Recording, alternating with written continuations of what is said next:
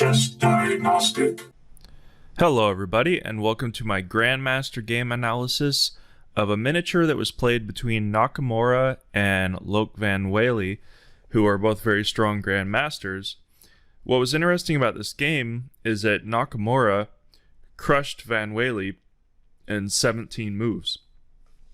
It started off with, Nakamura is white and van Wely is black. It started off with e4, c5, knight to f3, d6, and then with d4, we're going towards, it looks like a Najdorf Sicilian after a6.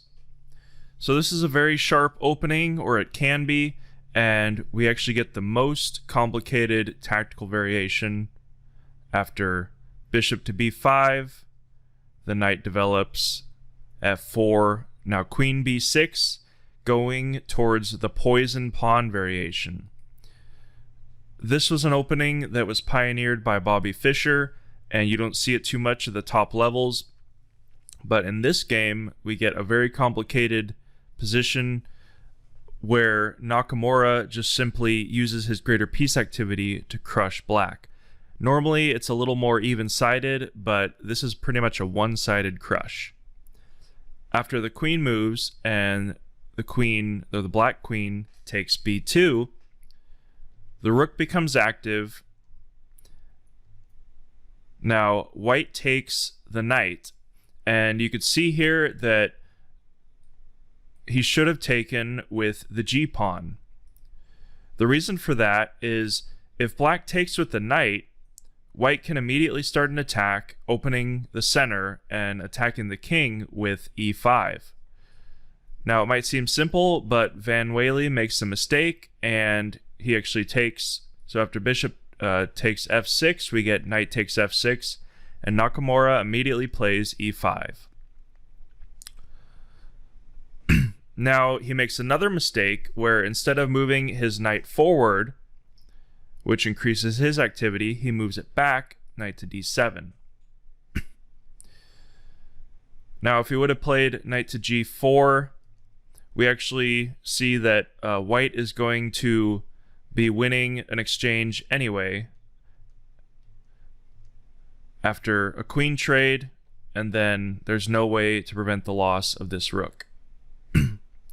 But that was his best option, and instead of playing that, he plays knight to d7. The knight comes forward, and now with queen to c5, black is trying to hold down his queen side. But with the rook and two active knights versus an inactive rook, an inactive bishop, and an inactive knight, there's really no contest. So white just keeps chasing the queen. The queen should have went back, but still he would lose an exchange, which is losing anyway. So at this point he's totally lost. Black keeps making mistakes by trying to keep his queen controlling important squares, but white just overpowers black with too many threats from too many active pieces. So he takes on b7. Now if the bishop took, then it would not only make white's rook active, but he would be threatening the fork as well. At this point the game is over with rook to b6. Now the queen has no squares to move, and if the queen does move away, for example here, it's checkmate with the knights. If the knight takes, then we actually get a two-move checkmate. Either the pawn or the queen can take, but either way, Nakamura will be checkmating him on the next move. So this final position, you can see that because of white's greater activity, he sacrificed a pawn initially, but the main point of chess is to increase your activity and decrease your opponent's activity. Material doesn't matter. All that matters is the amount of squares that you control on a certain part of the board. I encourage you to leave any comments if you have any questions or comments regarding this game, and I'll see you in the future.